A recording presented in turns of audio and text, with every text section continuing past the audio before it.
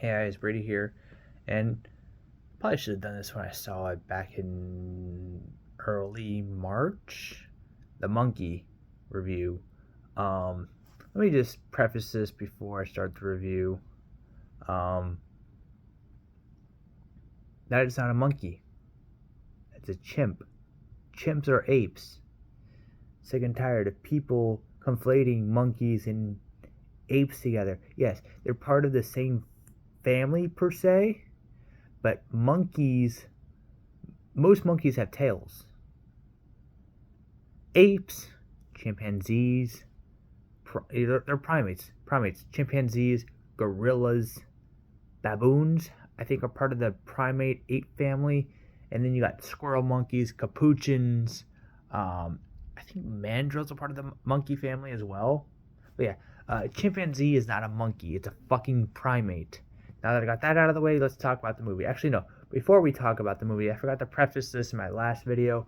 Um, so the movie Wicked has been in development since 2014, 2016, 2017. It was originally going to be slated for like a 2017, 2018 release date, I think.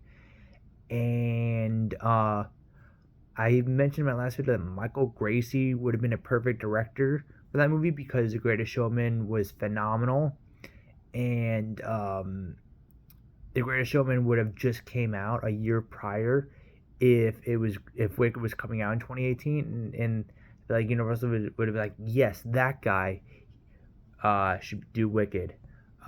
He proved himself because apparently Fox didn't have faith in Michael Gracie because he had no movies under his belt. He was like a visual effects artist and an animator and all that, and um, Hugh Jackman handpicked him. It was like, yeah, I have a movie. I'm gonna send you the script. I want you to be the director. And he's like, yeah. People keep telling me that. I never listen because they never follow through. But Hugh Jackman was serious, and so Michael Gracie then was like, yeah, I'll take this directing gig, and he did a great job. And I think I think he would have been perfect for Wicked. In an alternate universe, he probably directed a Wicked movie. Anyway, let's get to the monkey. So monkey is about like this cursed toy that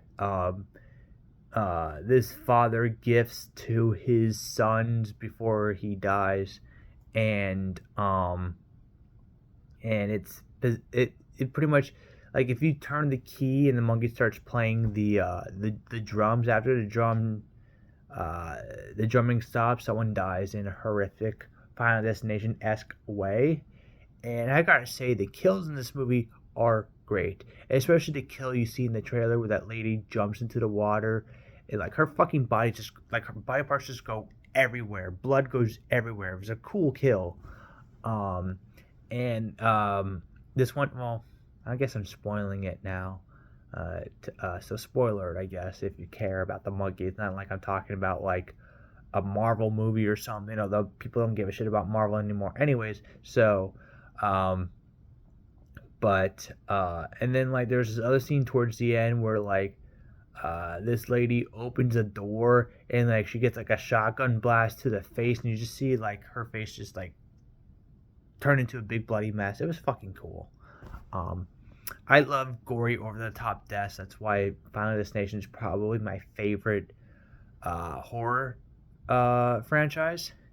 Um, and it's not some slow, menacing guy wielding a knife killing people. It's just death itself, just killing people in the most horrific ways possible. And yeah, and that's all I gotta say about the monkey is that the deaths in the movie were pretty cool. Not all of them. Some of them were very like really you went all the way for this death, but not this death. Um, and I gotta say, Theo James getting his face smashed by a bowling ball is pretty cool as well. Um, but as the rest of the movie, I didn't care for it whatsoever. If it weren't for the kills, I probably would have lost interest in the movie very early on because uh, Theo James, both characters he plays, are just very unlikable. He plays twin brothers in this movie, and they are just not an exciting the one you're following, not the evil brother, or I guess the antagonist of the movie, but the one you're following is just like this like loser type guy, and he's trying to reconnect with his son, and his son doesn't like him, and Theo James is just a very like they don't give him much to do in this movie. He just kind of like talks, and like the dialogue in this movie is like it feels like relatable dialogue, like dialogue you'll like. It just sounds like conversations you'll have in real life. It's not just like someone giving like some Daniel Day Lewis type monologue.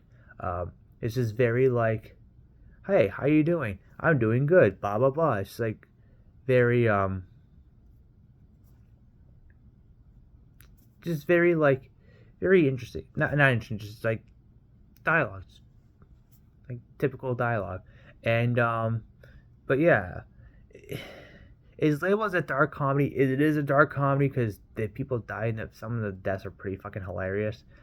Um, Amongst with some of the stuff they say in the movie is pretty funny as well. But it's just I don't know. Movie didn't do it for me.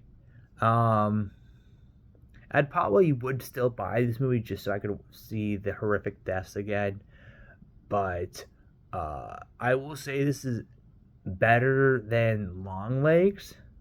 Long Legs was just kind of boring. I don't see the trailers for the movie overhyped it. It's like, oh, this is one of the scariest movies in a long time. Nicolas Cage is a great performance, blah blah blah, and the movie was boring. Like I was expecting so much from that movie, and it just wasn't good. I saw it with two other people who agree with me. It's one of the most overhyped movies of last year, and my friend who wanted to see the monkey didn't want to see the monkey after seeing that Oz Perkins is the director because he was so let down by Longlegs. Um, and yeah, so I'm gonna give the monkey 3 stars out of 5.